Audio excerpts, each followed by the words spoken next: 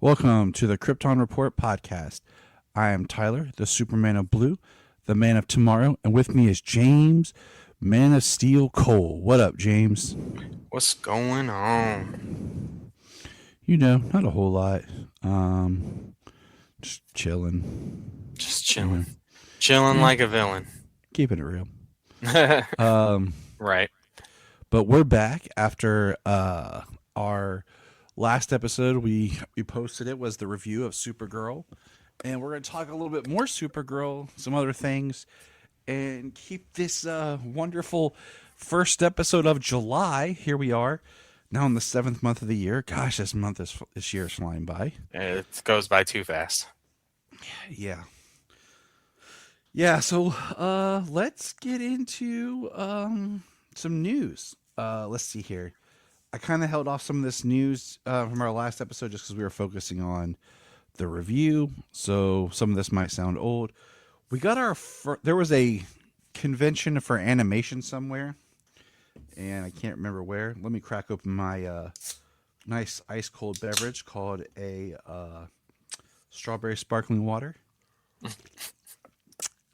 Yeah. And we got our first look at Jessica Cruz, what she'll look like as a Green Lantern from the upcoming My Adventures with Green Lantern. Now, when they had stated that, what do you call it? My Adventures with Superman was kind of very Dragon Ball inspired, and they said there'd be another anime that would be inspired by for My Adventures with Green Lantern. Did we have any idea what that might be? Did you have a speculation, Mr. Cole? Um, I mean, I didn't really, but there's a bunch of them out there. There's Avatar. There's Bleach. I'm trying to think of something that might work though. So this is the image right there.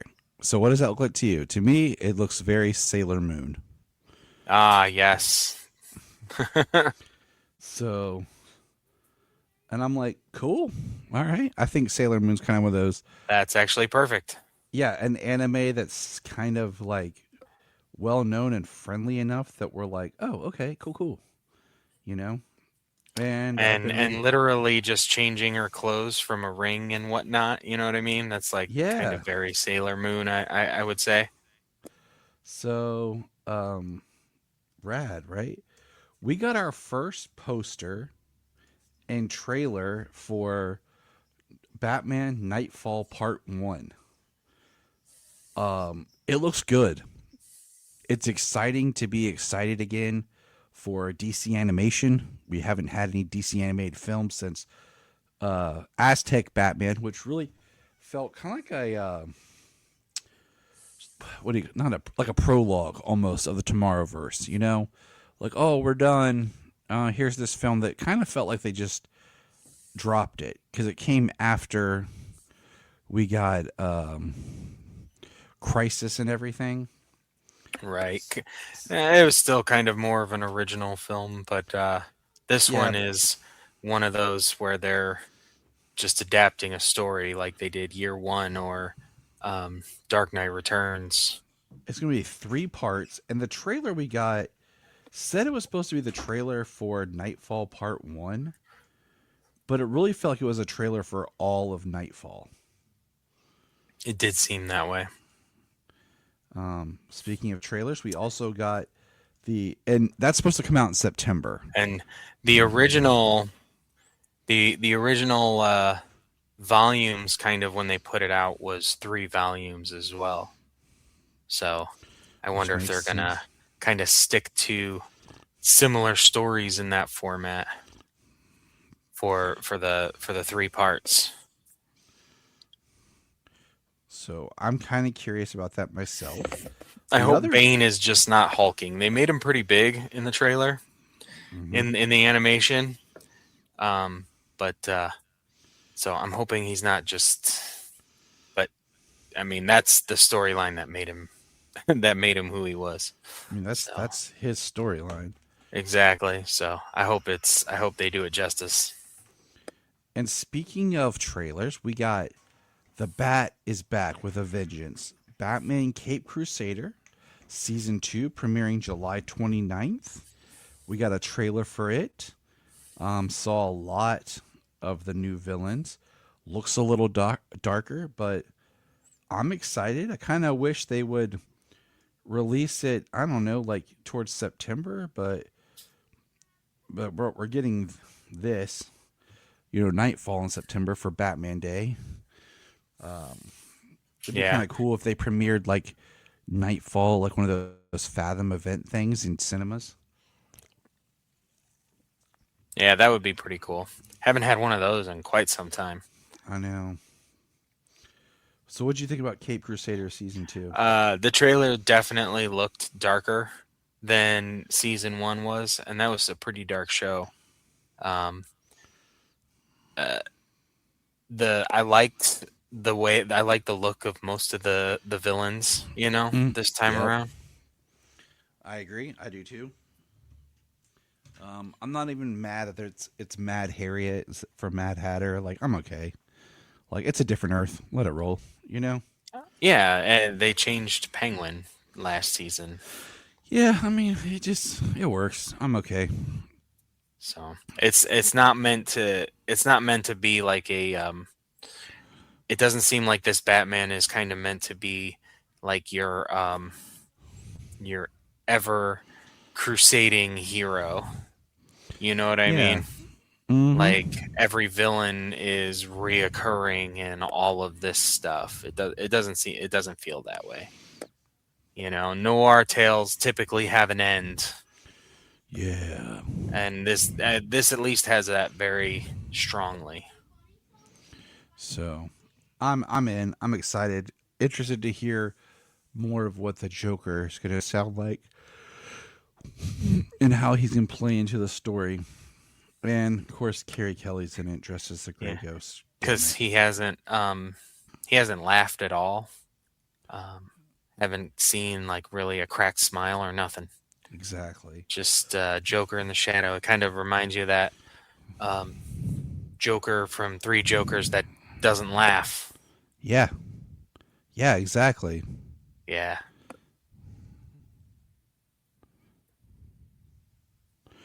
So, speaking of animation,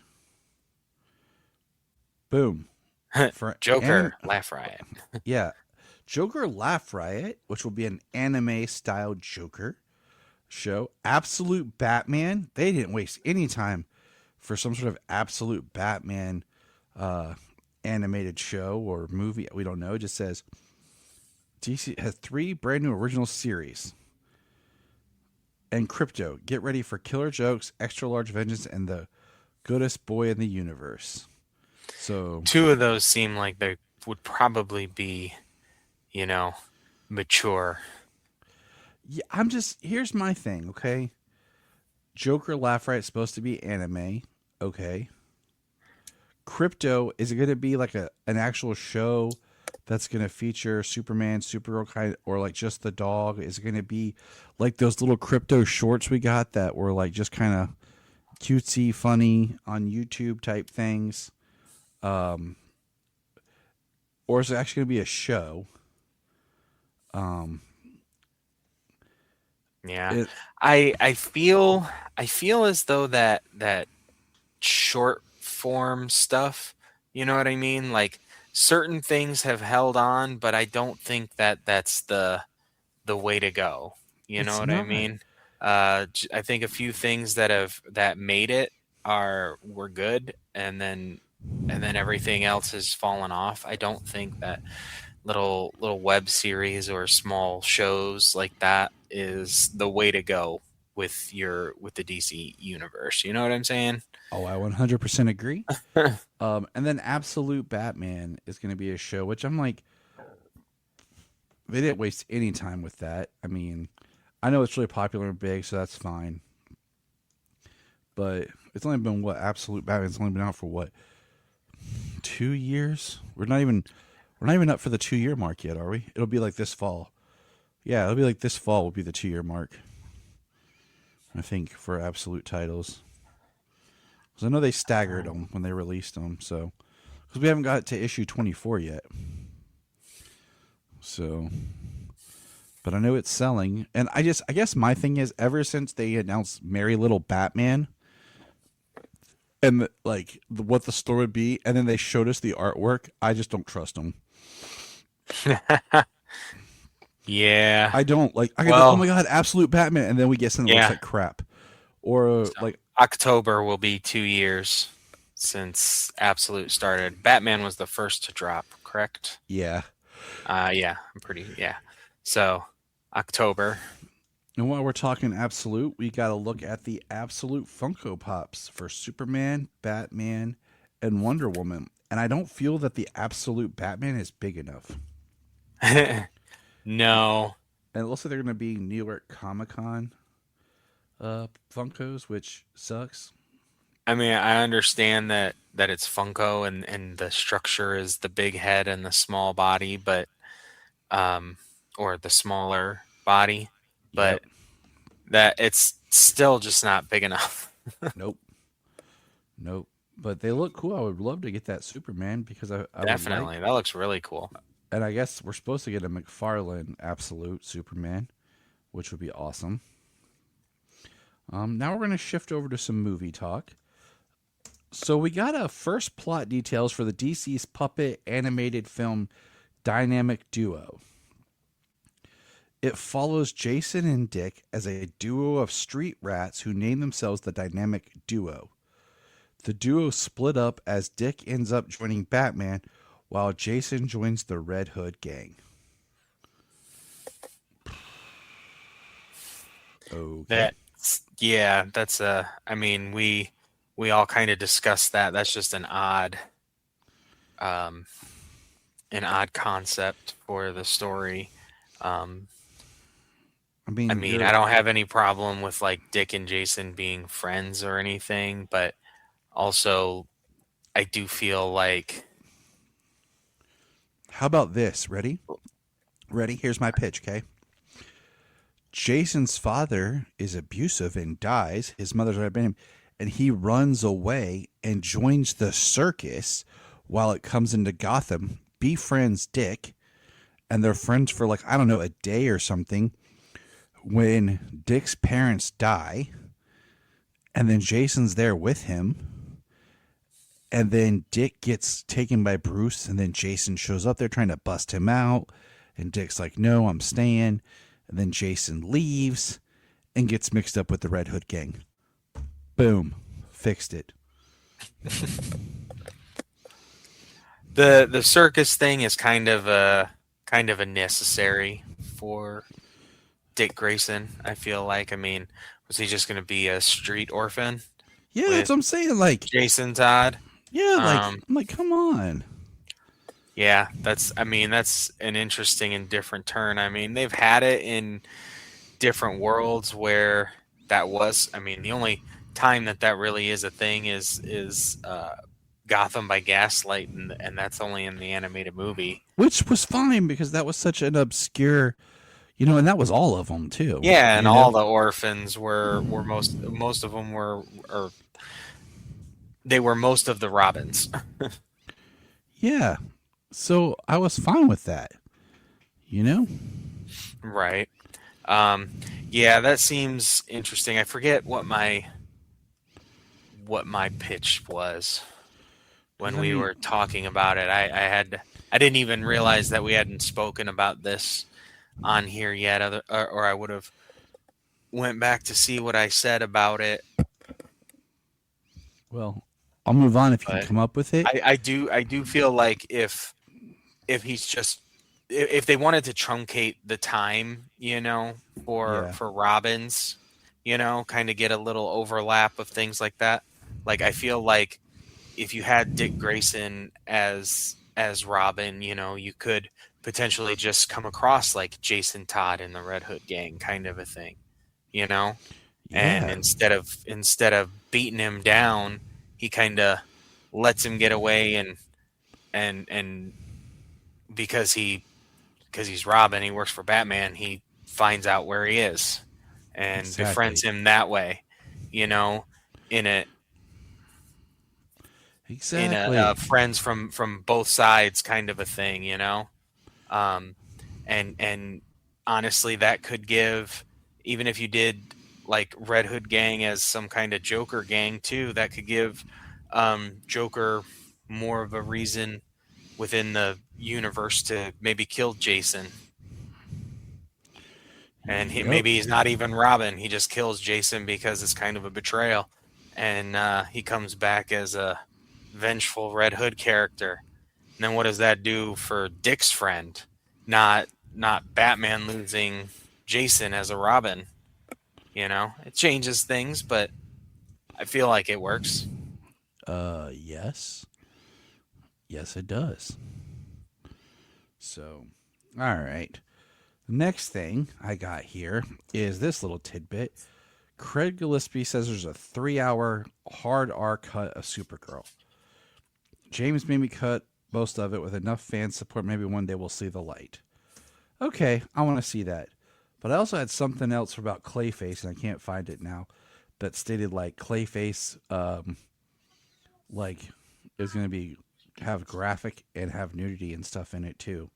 So I'm like, okay, interesting, but I don't Oh, have that. So Supergirl, okay, so 3 hour cut, and then we find out this. Oh, where did I put my notes? James Gunn and DC took over Supergirl in post production after low early test scores and creative differences. Okay, so now it's coming out. I have some notes because there was an extensive Hollywood Reporter article about this. Um, so let me go find it real quick. Here it is. Because this really helps shine light on what we talked about when we talked about the fact the movie felt so much like a James Gunn film. So I mean, if he basically edited it, you right, know. if he okay. So according to the Hollywood Reporter, Supergirl's disappointing box office performance was preceded by months of creative problems behind the scenes. Creative conflict. Director Craig Gillespie and DC Studios' James Gunn and Peter Safran reportedly disagreed about the film's creative direction. Some sources describe the disagreement as significant, while studio insiders characterized them as normal studio filmmaker collaboration. The movie struggled in testing after filming wrapped in May of 2025. Early test screenings suggested the film wasn't working. Audience scores generally remained in the 60s out of 100, occasionally reaching the low 70s, considering weak for a major blockbuster. Studio took greater control. Dissatisfied with the result, DC Studios created its own edit of the film, brought in writer Jeremy Slater for additional work, reshot scenes, including changes to the climax, and hired editor Fred Raskins, a longtime James Gunn collaborator. Competing cuts in March of 2026, the studio tested two different versions, Gillespie's cut and the studio's cut. Gillespie's version was reportedly 11 minutes longer, featured more of the villain Krim, and scored better on music, pacing, and the villain's role. However, both versions tested worse than the previous cuts, with the studio's version winning only by 2 points. The week opening, the final theatrical version opened to 37.1 million below expectations and even slightly below Joker 2. Well, everyone had high hopes for that movie. Broader implication. The failure raises questions about James Gunn's dual role as both filmmaker and studio exec. Whether DC can succeed without Gunn. The declining popularity of superhero films among younger audiences. DC plans to continue its project with Clayface, Man of Tomorrow, The Batman Part 2, which is out of the DC universe, and the Jimmy Olsen show. So that really helps us state that it seemed like James Gunn took over in post Supergirl, why it felt more like a James Gunn movie than a Craig Gillespie thing, which boggles my mind when you hire a director you know the director's style and everything for a film, but yet you don't go with them. Like you're watching the dailies, you're studying what the filmmaker is doing, and this was Supergirl was one of those that I was super excited for because it was the first one that was supposed to be without Gunn, you know, and now here we are learning about his role in it. How are you feeling, James? I mean, it does explain some things, a lot of the cut nature. We did talk about a bunch of that. The feel of it, it did feel very similar to a James Gunn movie. Um, I've as it is, there's a lot of reasons movies go different ways with in the creative process, with the collaboration. It always feels worse when they say that, a studio took a movie from a director and kind of did what they felt was going to be the best option for it.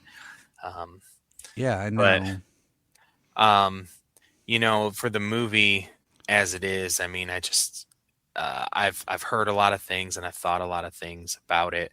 Um, one of the main things I can think about of the movie itself is like, so when we're talking about, so one thing is a lot of people are so married to the book, you know, they love the Yep. book, you know what I mean? So they're expecting to see certain things.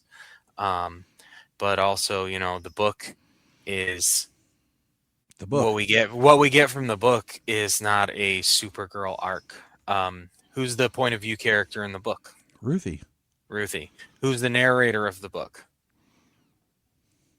Ruthie. Yeah, yeah. Who has the character arc throughout the journey of the book? Ruthie. Yeah. With a So little bit of Kara. A little bit. Kara's along for the ride, you know. Um, and it does showcase her in a great way, but Kara's along for the ride. When it comes to Supergirl the movie, adapting that story, but it's not Ruthie's story anymore. Nope. It's Kara's story, and we have to get Kara's story within it. So it's not the same. It's not the same book. It's not the same story in the least. So people who can't kind of divorce themselves from the book to see the movie for being a Supergirl story, because Supergirl is she's not the POV character um, of the book, of the story they also love, you know. Mm-hmm. And I thought it was a great book. So I think I think people are having a hard time with that when it comes down to it. Watching the movie, I think there are a lot of um, you know objective reasons to mark the movie down in your own enjoyment of the film. But I when it comes to Krem, I mean, we talked about how despicable of a person he is. You know what I mean? In the book, he creates the Mordru globes, and he has to kill people, take 1,000 souls to make one of them. You know what I mean? So he's a Mm-hmm. genocidal maniac, a homicidal maniac in the book. And what's worse, a homicidal maniac who's killed literally thousands upon thousands of people, or somebody who's probably done something similar but also is a trafficker of young children, young girls, Yep. you know?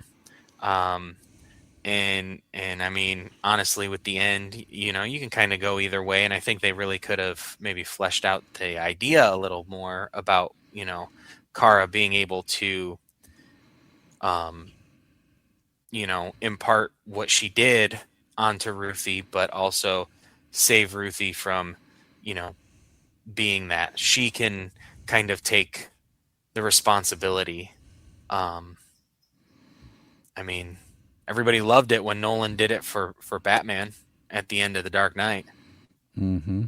but it's a problem when Supergirl did it. Yep. It's because You of know that what I mean? super. We'll have more to say because I saw it a second time now. And you and I both said we both wanted to talk more about it, um, having watched it, a second time together. Um, so, any other thoughts you've come up with since? Um,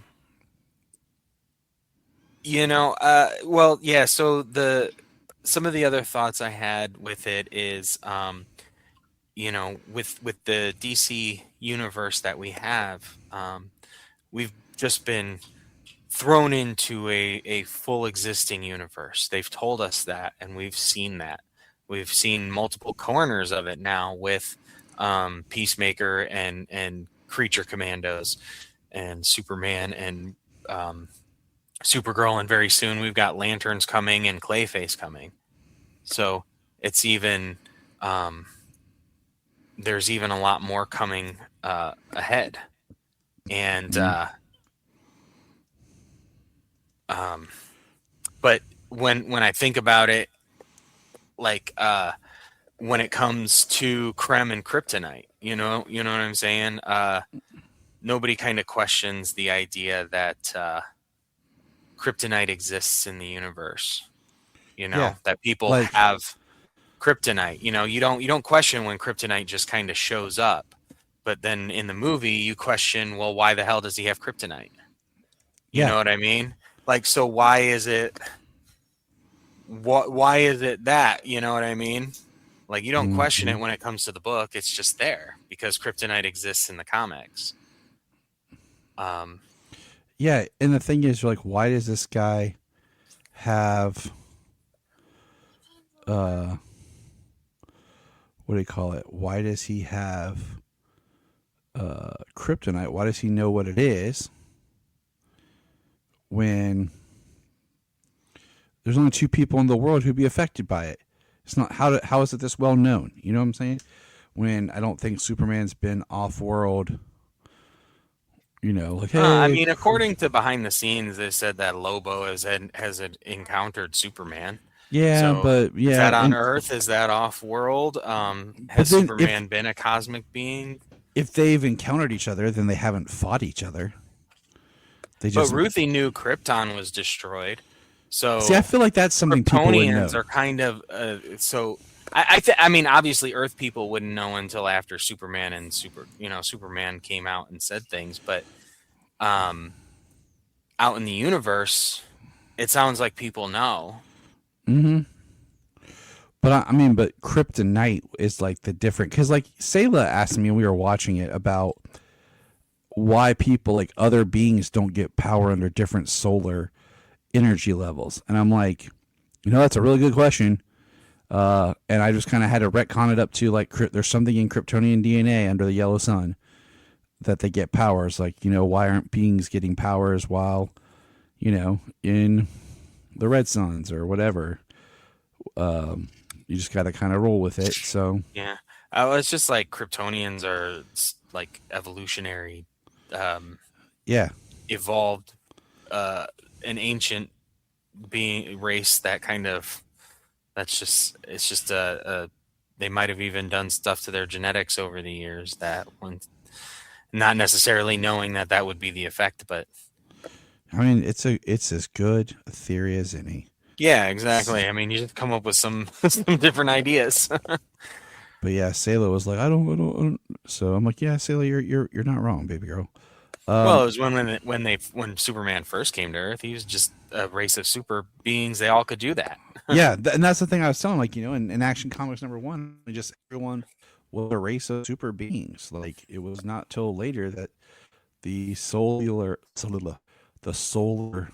element was added. Um, so when I watched it a second time, I did catch a couple other things. One, they make a line, why didn't they take Ruthie with them? And Krim says the cages are already full. So that Hmm. explains that if they're, targeting their desire is for young girls, like why did they take her? Well, that was the line that they gave. Um, so that was fine. The other thing that I picked up was, and it's very like it kind of pisses me off that this wasn't really well shown, but she gives Ruthie that collar of that bubble suit because Kara physically flies her to the next planet. Hmm. And you don't really catch it because we don't actually see Ruthie like in space with it and Kara flying. And I feel like We we were should have got a cheated. shot of that. Yeah. Um so that was a couple of things. I mean I enjoyed it the second time. Sayla really likes it. She really enjoys it. And that's what's important to me most is, my daughter likes this movie. She likes Supergirl in it and that's what's important to her. Um so that's really what matters. She told me that um, the other day we were watching. So we went and saw Supergirl. We came back home. Solomon saw something kind of upsetting on the news. Uh, and he was like, I want to feel happy, Dad. Let's watch Superman. It makes me feel good. So, and Sailor were watching. He goes, I like Superman, but I think I like Supergirl more. And that's perfectly fine. So, Yeah, and Supergirl they're needs her fans. She is not just a gender bent Superman. right. And I think Kara that's, at this juncture is fully her own character, and the movie gives us plenty of that. And we got a couple of books that we get to see plenty of that. yeah, we do.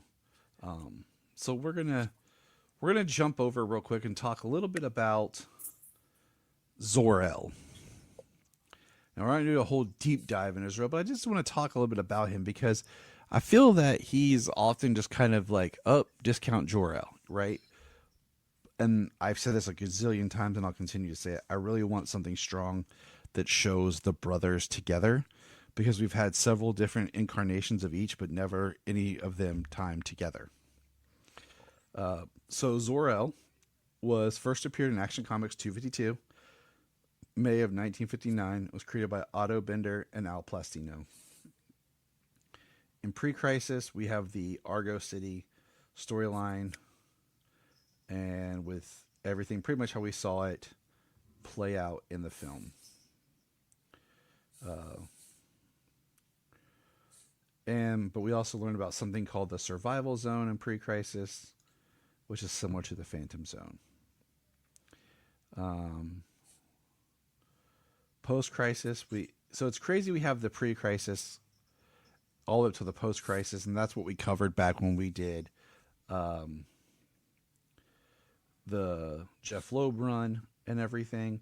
He did make an appearance in Blackest Night. In the Jeff Loeb run is where we get the story that he reverse engineered Brainiac tech to make the dome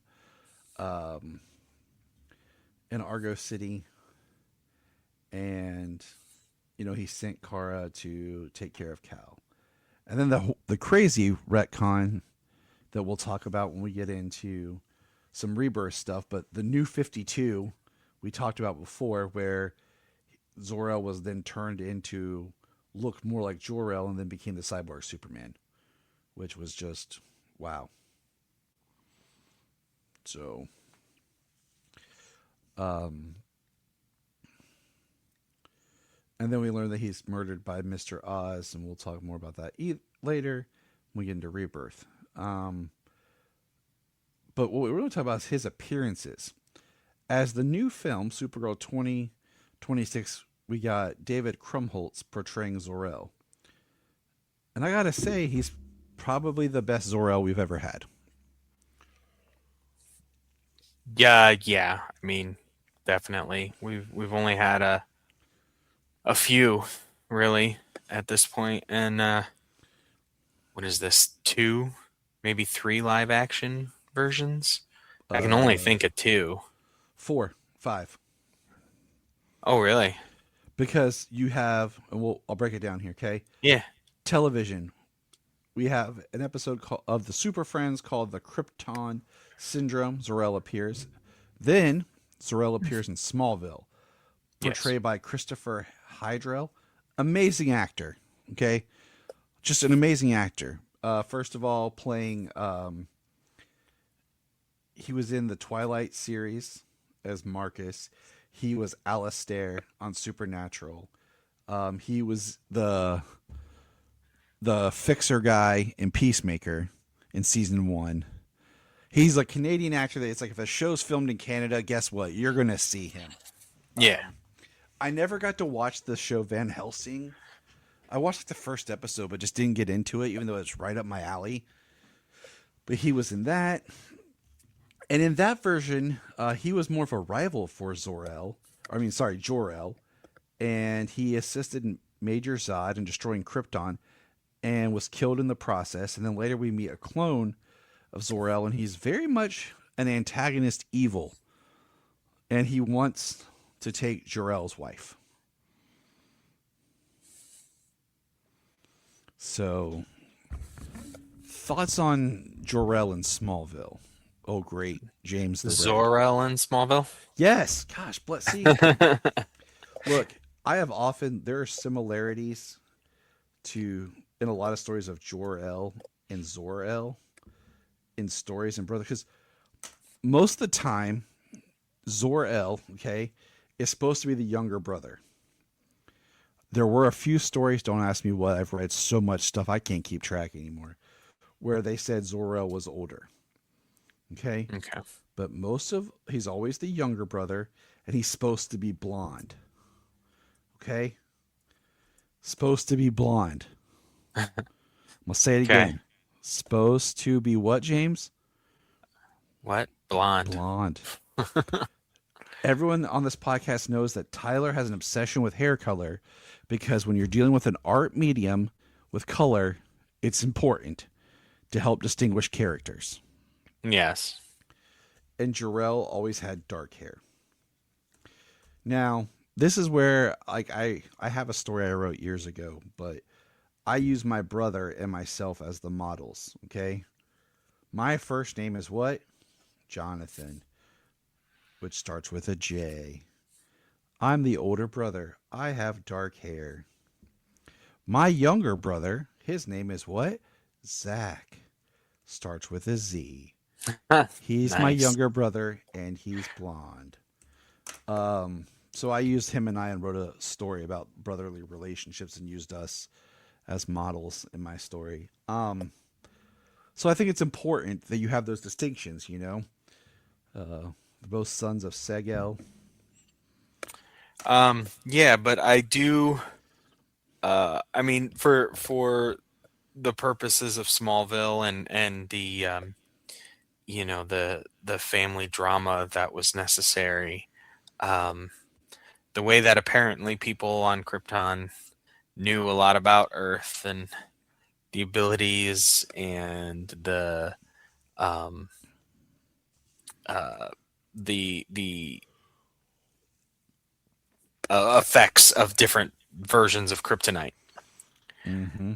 You know, um, Which is weird because like they had it kryptonite to down. me, it's always they're like it's radioactive minerals. To me, I've always looked at kryptonite as a byproduct of the planet exploding. Like there is no kryptonite till after Krypton explodes. I feel the same way that there is no kryptonite after. So in honestly, in my opinion, it varies dependent on the version. Okay, but Mm-hmm. there are a lot of similarities. Okay, they're not totally different. It's not one's magical or one's blah blah blah. Um, uh, I feel that the explosion of Krypton, creating kryptonite and the different minerals being the different versions, that were Yep. created from the explosion is perfectly viable. I love that as a way for the story to go as well. But also the idea of said minerals reacting under the yellow sun because they're from a red sun planet and having the yellow sun affect them and change them effectively into what they are, I feel is kind of also a viable way. But I think the best way is obvious is the planet exploding in it, and the explosion causing the minerals to become those different versions of kryptonite. That's my preferred way, but the other way I feel like is also a viable way, and I feel like that's a comic book way or maybe like a television way I like the of James being able way. to say it. It makes more sense to me because you don't want too much of like what made Kryptonians weak. Because I like the idea that kryptonite's a byproduct of the destruction and the fact that it's this piece of my home. It's a piece of my world, my planet, my people. But yet it's been radiated because of the explosion and now it kills me. There's a poetry to that. Yeah.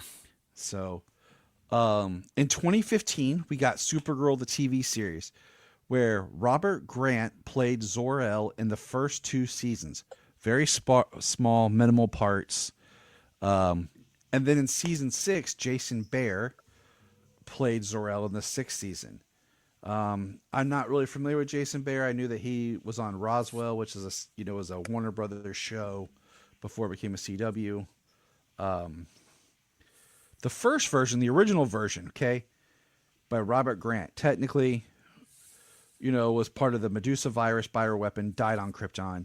But due to the machinations of the multiverse and Crisis on Infinite Earth, Zor-El escaped Krypton by entering the Phantom Zone, which Supergirl rescues him from. That's how we get Zor-El in the sixth season. That's and then of course we have Alora, played by Erica Durance, showing up in Supergirl later on Argo City, and at least they made costume-wise, they made Alora and Zor-El have matching suits, which was really cool. Zor-El makes a non-speaking appearance in Young Justice. He also makes a non-speaking cameo in My Adventures with Superman. Now we're going to jump to film. Zor-El appears in Supergirl 1984, portrayed by Simon Ward. And if you're thinking, no, it wasn't, it was by Peter. Why can't I think today, James? You know what I'm trying to say. It's on the tip of my tongue. Tip of my tongue. Peter, why am I blanking? Exactly. That's what I'm saying. It's too late. We've been up too long. Yep, that's it. We're old men. We need to go home. Right? It's past our bedtime. Past my bedtime. Going to bed. Peter O'Toole. Thank God. Blasted. You're like, no, he played Zor-El. No. He played Zoltar. A completely useless character that should have just been Zor-El. There should have been no Zoltar. He should have just been Jor-El. And Mia Farrow as Alora. That would have worked in a weird way. Okay? But anyways, it didn't make sense. It didn't make sense then. Doesn't make sense now. And Zor-El was just kind of this weird hippie dude in Supergirl and doesn't look like he could be Marlon Brando's brother.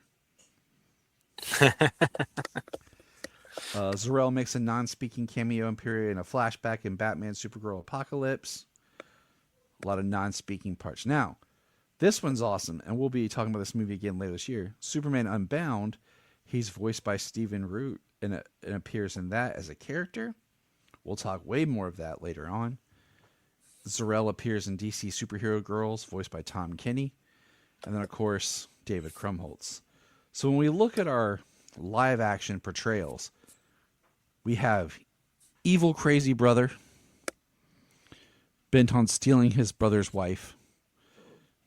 We have two different And in the web series, he sent the device or whatever that would nuke the core of the planet. Yeah, so like he's the one who like hit the button to blow the planet up. I don't need this Shakespearean brother, Cain and Abel, brother against brother, battle for the soul of Krypton story here. Okay, don't need it.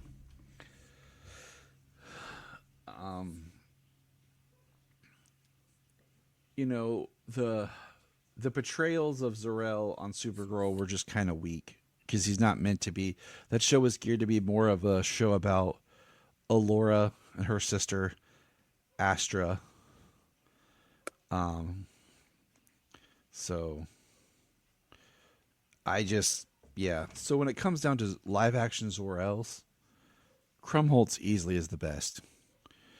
You could tell that he loved his daughter, he loved his people, and he tried very hard. Um, Zor-El does appear as a character in the Kevin J. Anderson novel Last Days of Krypton, which we will be discussing next year. Nice. Yeah, it's that's without question. David Krumholtz is the best live action Zor-El we've ever had. And to do it through having to say everything in the Krypton, Kryptonian language as Kryptonese. opposed to English, because it's really easy to just have them talk in English, and then when she lands on Earth, have her talking in Kryptonian, and you get it. You know what I mean? But having them all speak to each other in Kryptonian, uh, Emily Beecham as Alora and Krumholtz and Millie, they did a great job. Which she did a good So job good. as Alora.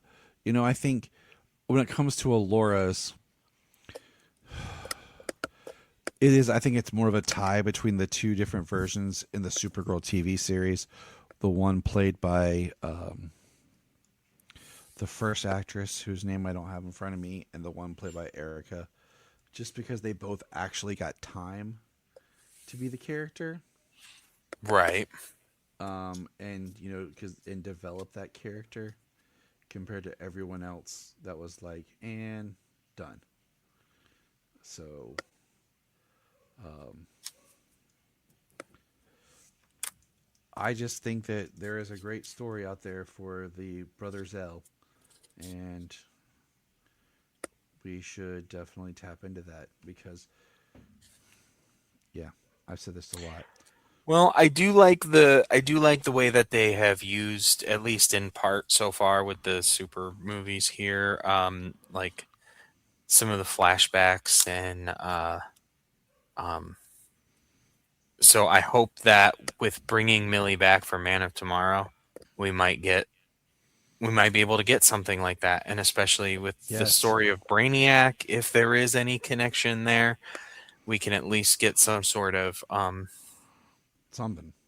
history, Mm-hmm. Mm-hmm. a little Mm-hmm. history lesson, as I think we all would love to see a grand Kryptonian history lesson. Yep. Started writing my own just for fun. Laura Ben Ben Benatani Benatti played Alora Zor-El and Astra in Z, which doesn't really work. So I wish I need Mark Wade to go and write me a book explaining how Kryptonian women's last names work. Okay, that's what I'm gonna ask him. If I ever talk to Mark again, that's what I'm gonna ask him. Or Dan Jurgens again. Okay, mark my words, guys. Those will be my comments. Or the DC editor. One of those three is gonna get these questions about the female last name. So, all right. So that's kind of our Zor-El chat. Now we got some comics to talk about. We're going to talk about Supergirl. Which one do you want to talk about first? Supergirl the World or Summer of Supergirl?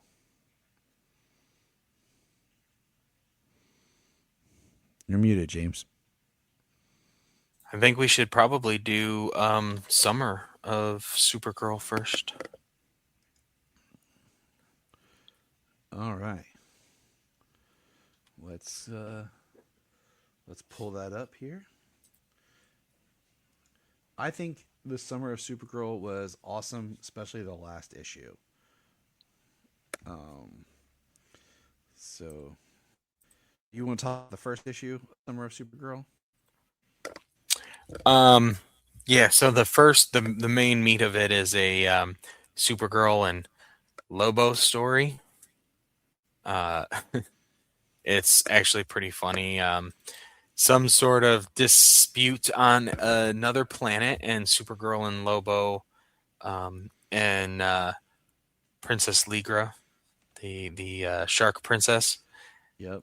Um, they all get caught up in some sort of thing that causes a lot of seems like property damage.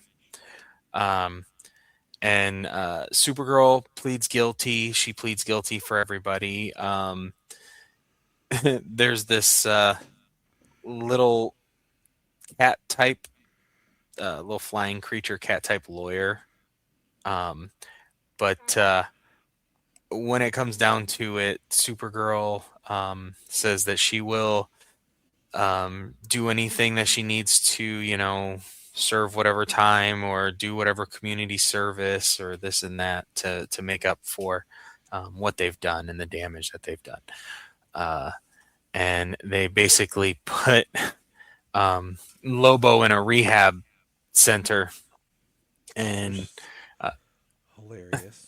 yeah, he's sentenced to time in a uh, sentenced to a 30 Earth Day offender rehabilitation program at the Sunny Hearts facility on the Chobos NBZ space station.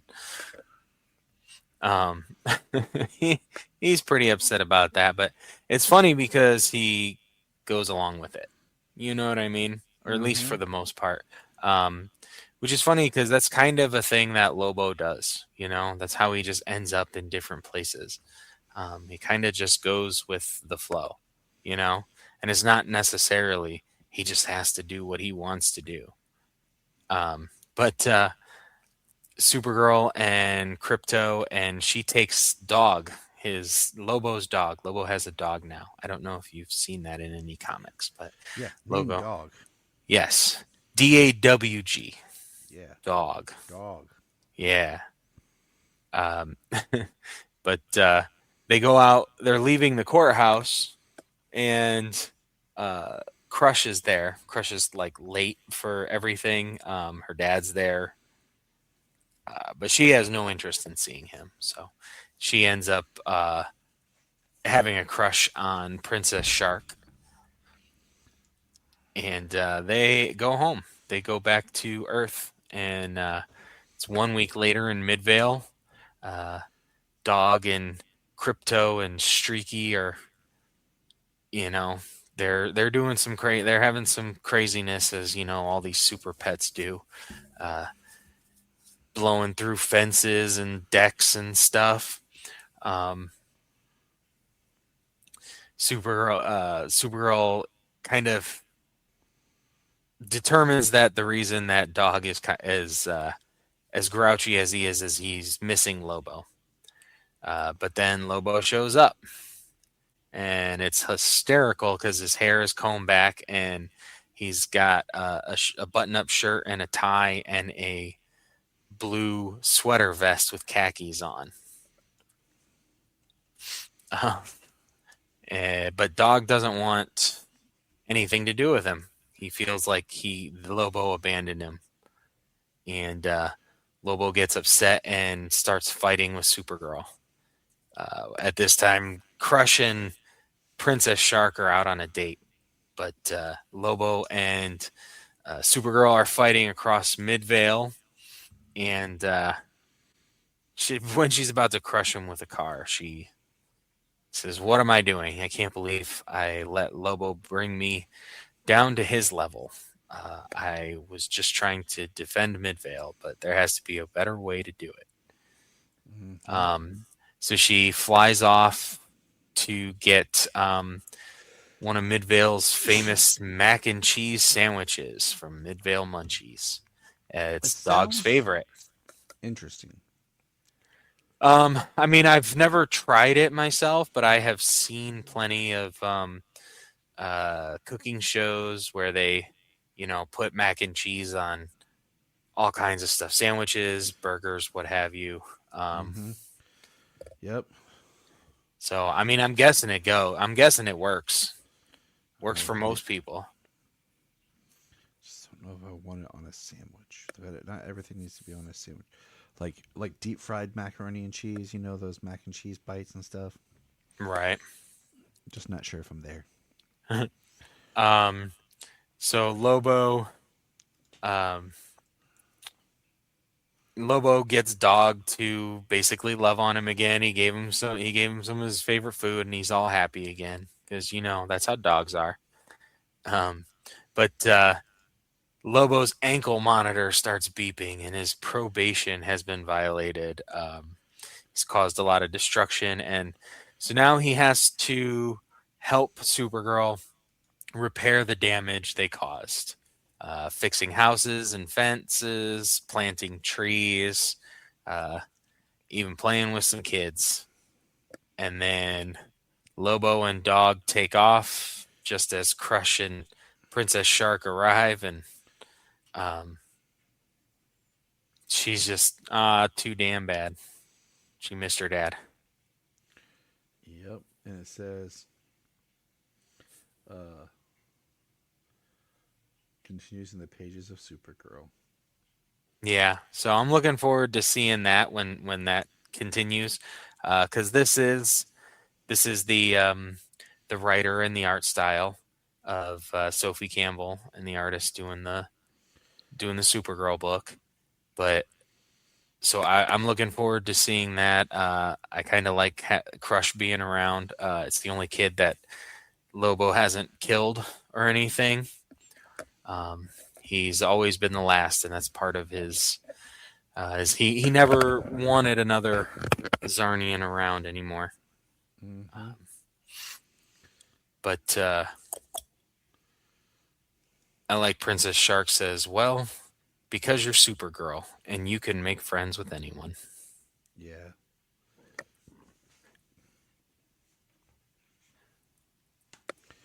All right.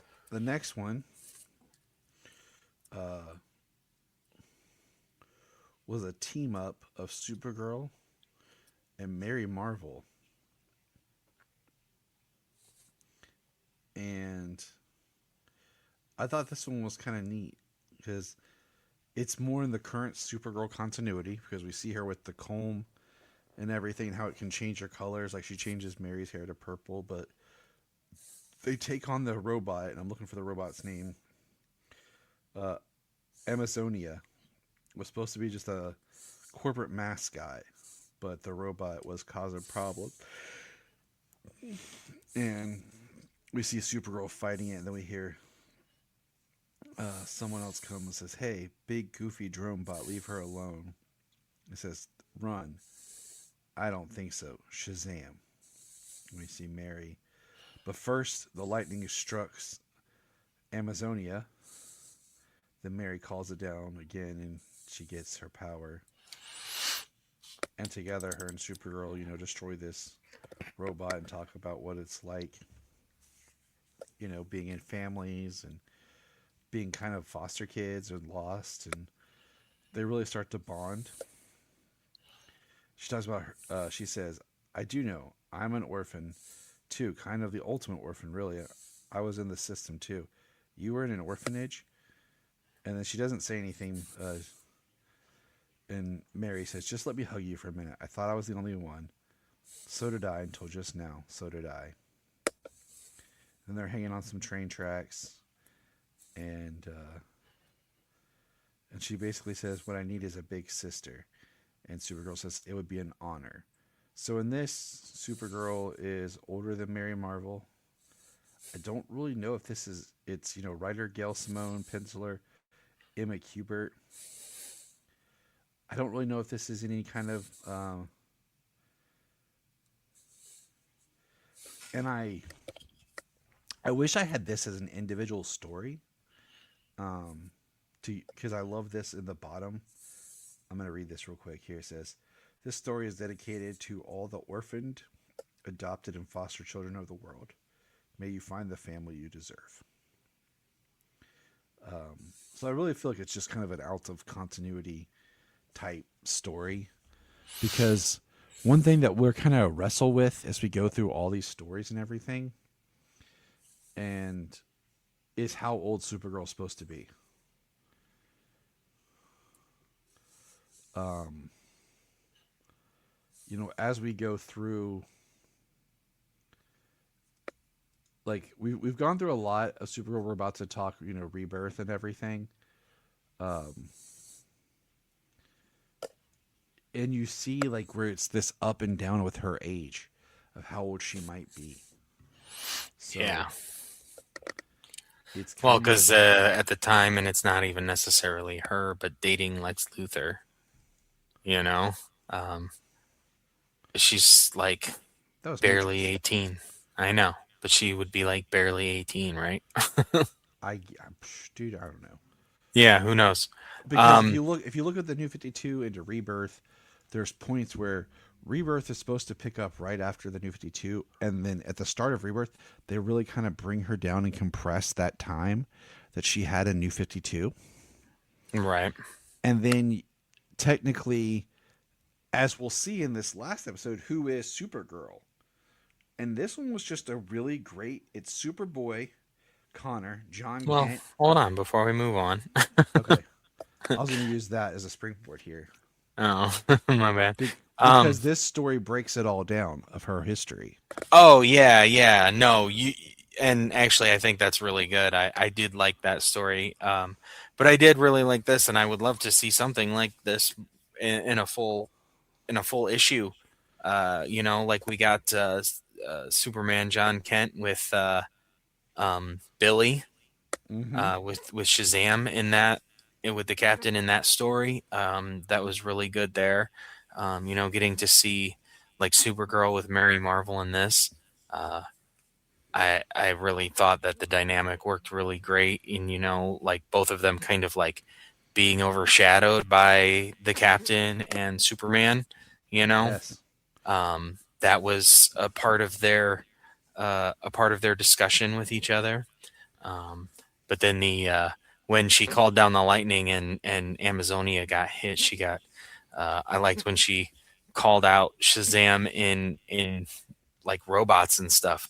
It's S for Superman robots, H for Our Man, A for Amazo, Z for Z1, A for Anomaly, M for Metal Man. I thought it was pretty cool. I really enjoyed this story. That is.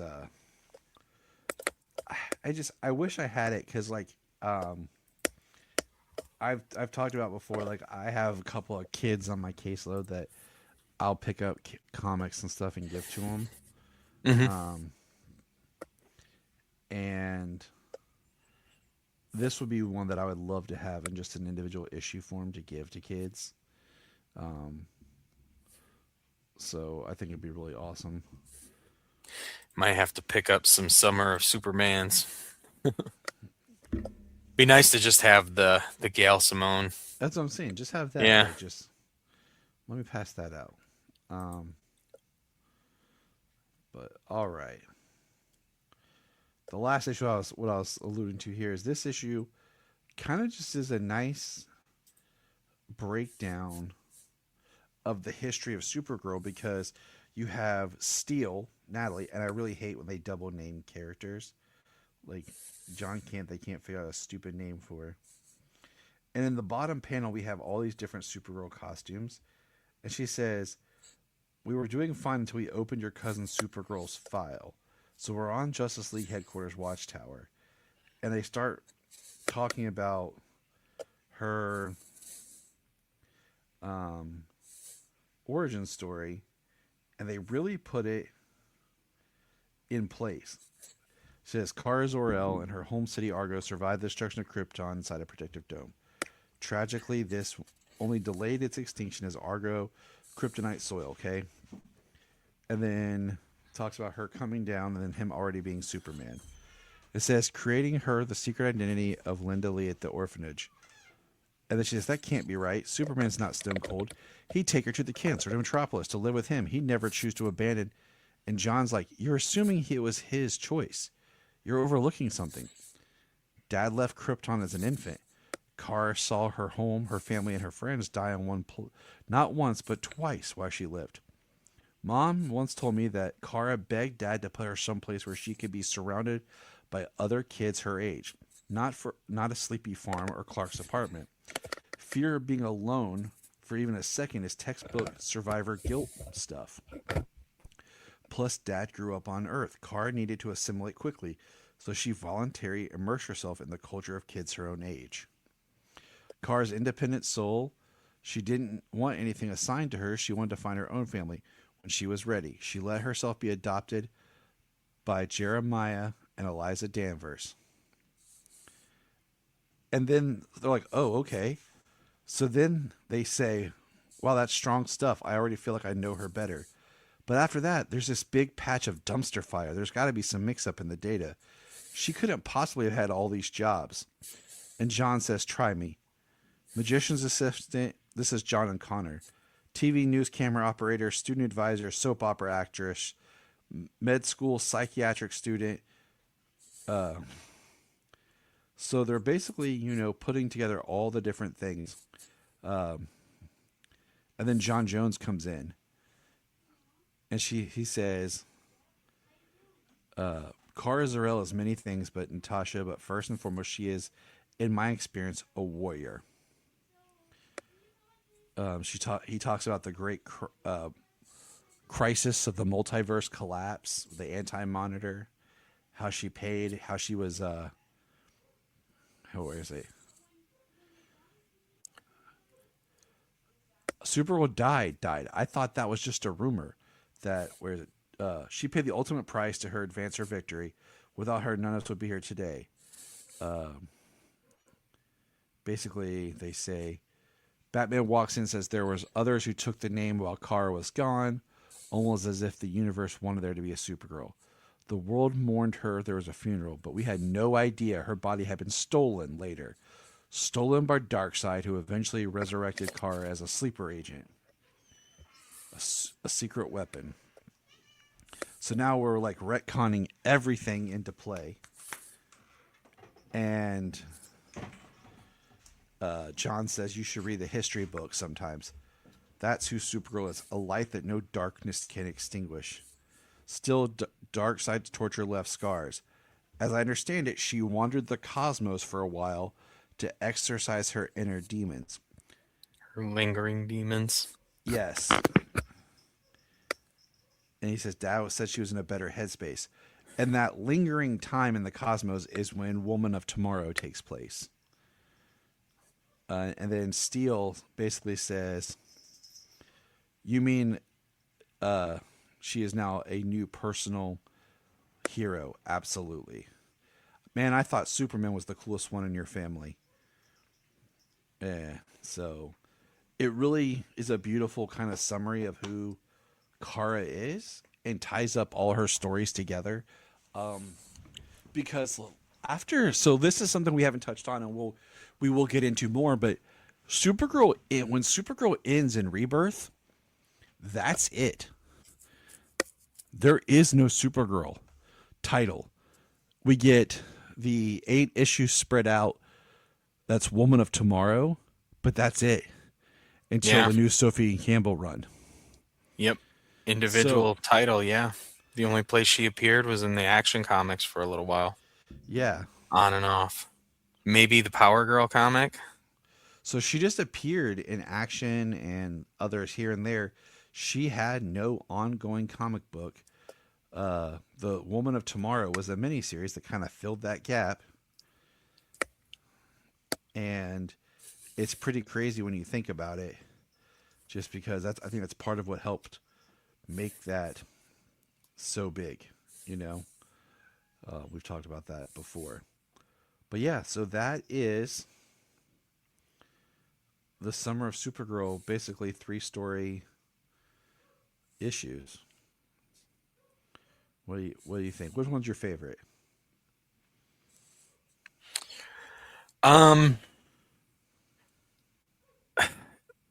Well, I mean, unfortunately, it's not the first one. I like it. I do. But that's not my favorite. Even though it has Lobo in it. it's really tough. I do like the Mary Marvel story. I feel it's really personal between the two of them, and I do like the orphanage angle that they're still holding on to. But I also love the third issue, the third story where they basically retcon and compress these things to have pretty much actually happened within Kara's, well, number of lifetimes. Mm-hmm. But I do think that's really good. Yeah, I lean towards the third one. I do lean towards the third one as a whole. I think, cohesively, I think the Gail Simone story is fantastic, and it's a nice little personal story. It's a nice story with because, as we said, we Supergirl always gets kind of the leftovers of Superman. She kind of Mm-hmm. gets made to be, you know, like I said, the gender bent Superman, Yep. and that really gives um, her own personality with a friend, with another young female superhero who idolizes her. So now we're gonna talk Supergirl, the world, the world, because she can't just be, you know, in one place, can she, James? Oh no! I mean, if I had these abilities, I would not be in one place either. I like these world issues. So let's go pull it up. And what's really upset me is I always download all this stuff to my iPad under my app. And I went to my app and everything is gone. Oh no! So I actually had some problems with the app when it came to downloading issues, and then actually the reader was glitching on me. It wouldn't give me a panel by panel or anything. I actually had to uninstall it and reinstall it. So Oh, man, that's tough. All right. So let's go to the world where we got multiple. The first is called The Chicken by Mariko Tamaki. We've read some of the work there. Um, so I guess first of all, my question to you is, with all these short stories, which one's your favorite? um, my favorite in this one would probably have to go to um, let me see. I believe it was. Let's see, the Germany story, the extraction was really good. I'll Um, be honest, I don't know which one's my favorite. I enjoyed the different ones, but none of them really was like, oh my gosh, this is it. um, I do know that the Serbian one in this one was not one of my tops. I feel like the one with Lex Luthor and the White Kryptonite. Um, Yeah. it was much better. The Superman one was much better for that in that book. I really enjoyed the Poland one, Down in the Mine. Mm-hmm. That one was really good. Um, let's see, the uh, France was actually pretty good. I liked that one with Rampage.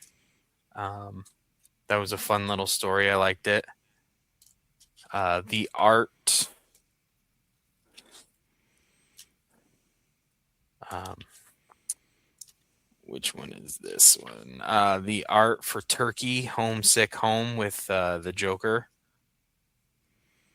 Mhm. I enjoyed that. I liked the artwork in that one a lot. Finland, that was an interesting time travel story. I like that one. And I particularly like the creative, unique suit that they gave her, plus the story with Toyman uh, that we got from Argentina. Touch ground. I'd say those are probably the highlights for me. Yeah. I felt like the first story, the chicken story, was cute. Um, and but I mean, it was nothing. Tell you, I got to reread Italy, Dark Reflections. Yeah. That one didn't hold me as much when I finished it. I was like, damn it, I feel like I got to reread it to figure out what they were going for with that one.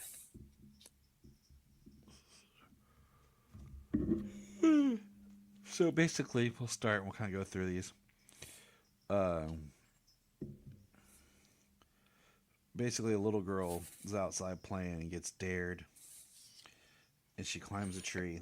These boys and people call her Chicken, and she's staying on a tree, and there's like basically the ground quakes. She goes to fall. Supergirl catches her, and Supergirl asks her what she was doing in the tree. She tells her she's all attitudey. Reminds me of my old sister-in-law. And then they come up with an idea to trick them, and she goes to the edge and says, "I'm not a chicken," and she like falls in and then pops back up, and they're like, "Oh my gosh, what happened? How'd she do that?" And then we see that Supergirl was hiding there, and then she appears later, in her room and tells her, no more kids jumping off cliffs. And it's like I said, it's a cute story, but I don't know, it just didn't. The Spain one, like you said, was awesome about the mountains Yeah, no, with it was cute. lore. I did like Supergirl saying, "I can't have Superman thinking I'm pro kids jumping off of cliffs." That was a funny line. So yeah, it works. But Um, yeah, Spain in the mountains. that one I did like. Just the Yeah, whole I the like that whole one as well. lore, and Supergirl helps the spirit find peace. Like you said, the Italy's dark reflections. The art is beautiful, um, but the story, I don't know, it just didn't stay with me. But it was I don't know. I don't know. It didn't resonate. But that's okay. And that's okay. It is. It really is. Thank Sometimes you. you got to read it again. See if something sticks out to you. And yeah, the Serbia one with the white kryptonite and stuff, like the art I didn't particularly care for. Art's subjective. Argentina was very interesting art style and just kind of redesign of her. But It was very interesting art, very almost cartoonish, I think. But I did the redesign of her suit. I did like it. We've talked about liking different versions of Supergirl with pants. So I kind of like the way her boots and pants and everything up to her, to her neck is kind of like a singlet mm-hmm. almost. She has the long gloves up to her upper arms, where just her shoulders are exposed. Um, so it's not much, It's not um, it's not meant. It's not like a small bikini or anything. A Yeah, single one piece, with her shoulders exposed. It's not like she needs to have shoulder pads and armor, anyways. Um, I did like how the cape comes off kind of like, in some parts of it, it looks like lower back or mid back. Um, and I do like that style, very reminiscent of like Smallville season 11 art, where she has the cape, which is kind of like a long tail or a long train off of her uniform. Mm-hmm. Yeah, I like. Plus, We Toyman is talked about creepy in this story. Toyman keeps getting creepier and creepier.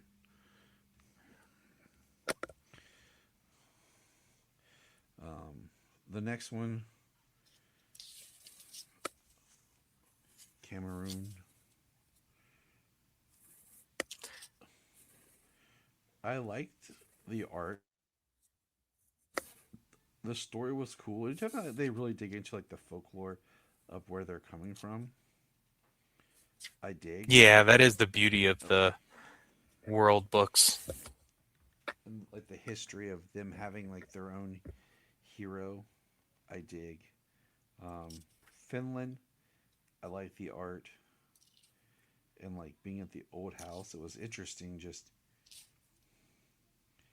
I found it very interesting how it's like you said, the time travel one for Finland was Yeah, and the art was really pretty in this issue. we have the ode to Action Comics and everything, and for the most part, Supergirl's suit's pretty much the same, but yeah, this felt like a very much an Elseworlds tale, like you'd want a whole book of. Yeah, I do. Like you said, the Action Comics callback, and then kind of I feel like the way that they weaved in some history Mm-hmm. here, with um, Russia and Finland. The way Russia was then. I don't know if that's any different today, but um, I kind of like that. And then the Finland gained independence from Russia 9 years later. Um, but just the interaction of Supergirl, the a photo of her from back in 1908. It's pretty cool. Yeah, it sounds like I would like to read a whole more. Right? It almost feels like it could fit in like a Gotham by Gaslight world or something. Yes, yes, exactly. So the next one is Turkey, and the art I like. It would be really cool to just see. But this one's pretty cool. Like her in the bar with the aliens, and then we have this creature outside. What'd you think of this one? I liked it. It's clearly something, or Crypto knows something's wrong. He takes her to Ankara, and Supergirl comes uh, into contention with the Joker, Which I could who have done with. is I could have done without that part, but yeah. But for the um, most part, I dug everything else. yeah. I mean, it's not like the Joker kind of did anything in particular. It was the implication that what he did to Akura, Mm-hmm. the being, which is very much seems like a plant being, a plant deity or something like that. Also, it was But with Swamp Things. yeah, but I just feel that within those two and Joker is kind of why we get the dark, um, the darkness, the dreams, or rather the nightmares, the idea of her parents being shameful of her, and um, she's not worthy of Krypton and everything. Just like getting in her head.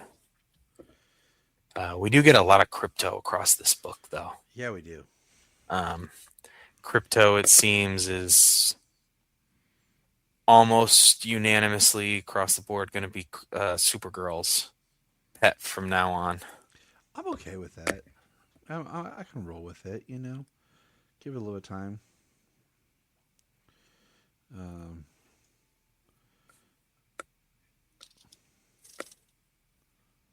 so the next one is from France Breathless in Paris. and Supergirl vs. Rampage, which this one was just kind of okay. It was. I mean, the idea that what she's doing is like basically hiding from crypto, playing a game of hide and seek with crypto is kind of funny. It's kind of cute. It makes the stakes real low, Mm-hmm. for this story, which is fine. That's that's okay. It's just nice to it was funny to have her have this big brawl with Rampage just because she's Supergirl and sat down at this cafe that Rampage is a waitress at. Yeah, and that's really why. All right, we're making our way downtown through this. Poland. I like the art for Poland. This is the minor one. Um, and I like it because I connect to it in a sense. Like my grandfather, family and my great grandfather especially were coal miners. And I've heard horror stories and things that went on. My great grandfather was actually very important in impl- having new laws and things implemented in the safety uh, for coal miners. So Oh, that's cool. yeah, Very important. yeah. So like this, I was like, okay, this is cool. Um, and I really enjoyed it, like just because of that. Right. And we get another story here with her just kind of coming into contact with a spirit, the spirit Mm-hmm. just here to help her find the miners and get them out.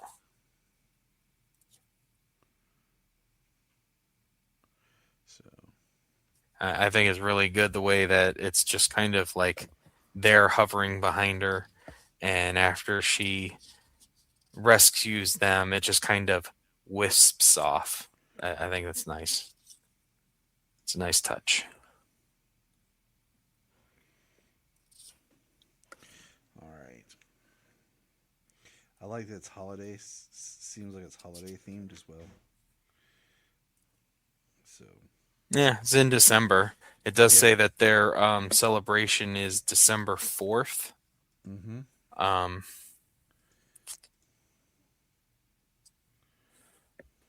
there's some celebration for the miners. I gotta find where it was at. And I wonder if this is true here. And it says, according to official statistics, Poland's coal mines see nearly 2,000 accidents every year, many of them fatal. Nine I would miners were lost in 2021, 30 in 2022, and in 2023, 10 were killed.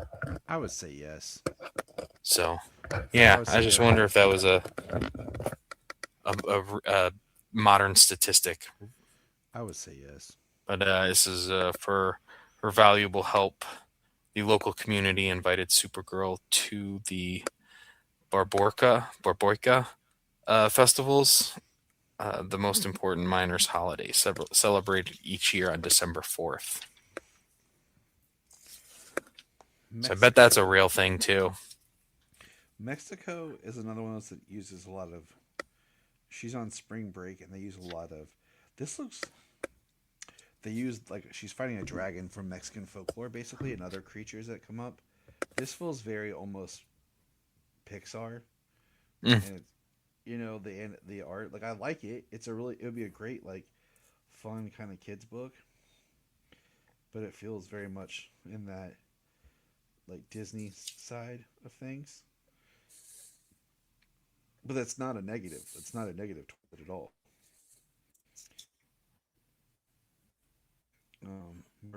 Marina Morano. I dig it. You know what I'm saying? Like I totally think it's Yeah, beautiful. beautiful art and beautiful colors. Story's fun too. You know what I'm saying? Like this is one I would give Sayla to read. Um, and then like you said, the Germany one is really neat, where there's all the aliens hiding, and, and she's trying to Yeah, save them. this one felt a little Supergirl, you know, Yeah, like the TV show, just the aliens on Earth and her going from one to another. and she's going to save um, this one alien. Like I find that like a good story showing her heart and her experience around the world. The art was good, but once again, this art kind of reminds me a little bit of like a Disney style. That's not a negative. It's enjoyable. It's beautiful. This is another one that I think Sayla would like to read because art is so important when you're trying to read these stories. Columbia, Right, and she doesn't, and I like her design in it too. The art, you know, she doesn't have a midriff showing or anything like that. She's got right? 3/4 sleeves and high boots, but she's wearing shorts and not a skirt. Yeah, she's wearing shorts, which is So pretty neat. yeah, I like the design. I like the costume. I like Supergirl being very her costume being able to be versatile in that respect. It doesn't have to be, you know, 2000 Jeff Loeb and whatever. Just that And era. Churchill, yeah, Yeah, just yeah. Let's not have that, please. yeah. The next one is Columbia, and my sister-in-law, my Genia's brother's wife. She's from Colombia, so this was kind of neat. It's all about Supergirl like following the music of the sounds of the water and the ocean, the whales, and protecting the wildlife. And these two people that are on a boat that are studying it, and the art's cool. It reminds me of like old '90s kind of indie comic art, where it was all like self-published and printed, Okay.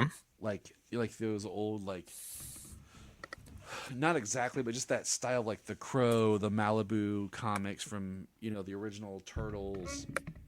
Okay, I can That see very that. that very pencily kind of art there, Judge Dredd style. You Right. know the way the boxes and everything are, and it's really good art. I mean, none of this is bad art. Gotcha. The way the panels overlap and whatnot. Yeah, it reminds me of like a news strip more than some of Mm, the others. gotcha. You know, I've always the thing I've always would I thought would be really interesting when talking about these books, the world books, is it would be awesome to get the point of view of people from those countries on those stories. Mm-hmm. You know, just to Yeah. see if there's something that resonates more. I'd love to hear it. The last one is from Japan, and it's done more like a manga, and it's interesting to read because it's a different reading pattern, but it's basically Supergirl and Superman competing in a grocery store and eating everything. Yeah, they're just they both love Earth sweets, and that's kind of what they. I mean, for Clark, it's just sweets. For her, they're like Earth sweets. But Yeah. that's the whole thing is just debating sweets. If something is delicious, if something is not unique enough for her, if these things should be more expensive than they paid for them because they're so delicious. Sounds good to me. But I mean, it was funny, but it wasn't very interesting. Yeah. But that might just be manga. I'm not a manga reader, you know? Not my thing. I like to read regular comics. So while we were talking here, um, I always do some news scrolling to see if there's anything I missed.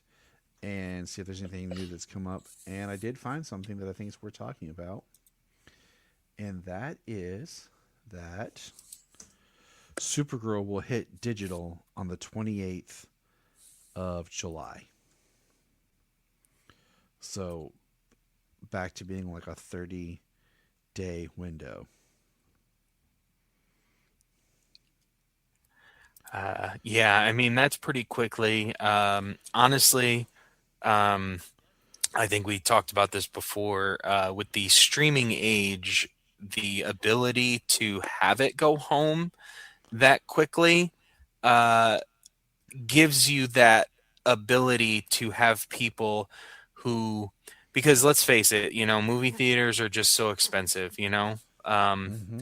and these days the gas to get there, whatnot, it's just for a lot of people, it's just not worth it if they can wait at home and rent it for 20 bucks and watch it. You know what I mean? So I think that the streaming revenue stream, that's funny, um, is is effective for them to still turn hopefully a profit off of films that didn't do so great at the box office, but they're still new.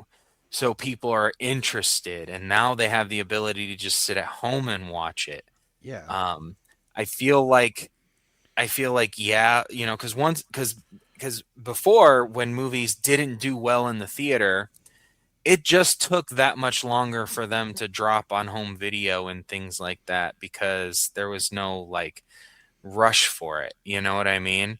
Yep. Um, but now I feel like even if it doesn't do that great in box office, they still have a second stream while the movie is still fresh and new, you know? So I do feel like, yes, it's fast, but also I feel like it might give it a boost, People might Well, people might want to watch it because it came out and it's still fresh. I agree with you. And I think part of it is you're not studios aren't looking at spacing things out. Just like we talked about last year when we had Superman, Jurassic Park, and Fantastic Four all in the same month, right? Yeah. Yeah. And it's just like, how about you spread some things out? And with Supergirl doing as well as they had predicted, but the competition that it's up against is heavy, I'm thinking this might be the best state. But what I find interesting too is I don't even think, unless I'm wrong as of right now, I will look just to be on the curious side because I don't So, know if I it. mean, unfortunately, I probably won't be buying it digitally. I will be buying it physically when it drops. Absolutely. What, you're not gonna Um, double dip? What the heck, James? I didn't Yeah, even do that on Superman, so it's rare that I double dip. I did And on when I Super. do, it's usually when it's on sale for 5 or 10 bucks. I did on Superman. That's the last time I did it. So Masters of the Universe hasn't even hit digital yet because because a lot of movies are now on their 45-day windows. Yeah. So that Supergirl is getting like a month is really interesting. Yeah, yeah, that's really quick. I do. I really wish I could go see Masters of the Universe in theaters. I would really like to see that, but I'll probably be waiting for that here at home um, because Evil Dead Burn comes out this weekend. Yeah, this weekend, and so I'm gonna go see that. Probably not gonna see anything else until Spider-Man Yeah. drops. Well, it's And then just after that, probably not again until Clayface. it's just tough. Like I was saying about the competition is you have Supergirl wedged right after Toy Story 5, Yep. which is And then Disney, Minions. and then Minions, which is like what the fifth Minions esque movie. You have two Minion movies and three Despicable Me, so this is the sixth one, right? Yeah, two Minion movies, three Despicable Me's. This is the sixth one in that series. You have Okay. five Toy Stories. two blockbuster, huge kids movie franchises. You threw this in the middle.